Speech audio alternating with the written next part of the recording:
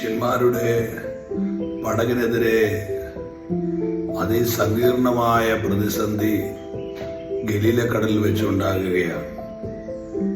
പത്രോസിനോടോ അന്ത്രയോസിനോടോ യാക്കോബിനോടോ ഫിലിപ്പോസിനോടോ ഒക്കെ വ്യക്തിപരമായി പൈശാചിക മണ്ഡലങ്ങൾ വെല്ലുവിളിക്കുന്നതല്ല, മറിച്ച് അക്കരെ ഗദരദേശത്ത് അവർക്ക് വലിയ ചില കാര്യങ്ങൾ ചെയ്യാനുണ്ട്.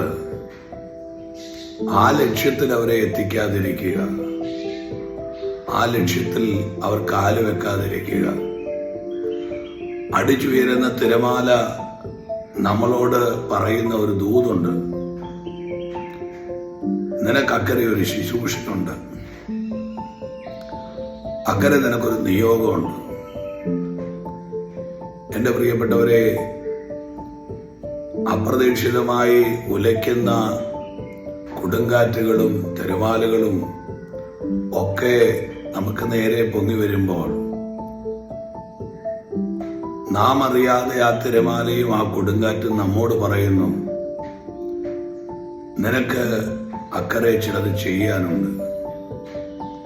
മരണത്തിനായി വിധിക്കപ്പെട്ട ചിലരെ വിടുവിച്ചെടുക്കാനുണ്ട്.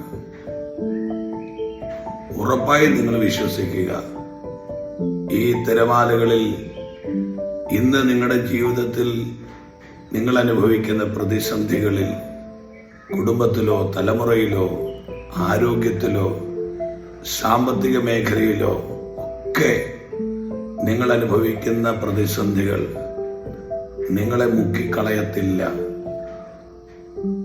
നിങ്ങൾക്ക് കർത്താവിൻ്റെ രാജ്യത്തിന് വേണ്ടി ചിലത് ചെയ്യാനുണ്ട്. നിങ്ങൾ ഹൃദയം കൊണ്ട് ഇന്ന് പറഞ്ഞു തുടങ്ങുക, ഞാൻ ഈ പ്രതികൂലങ്ങളെ മറികടക്കും, ഈ പ്രതിസന്ധികളെ ഞാൻ മറികടക്കും.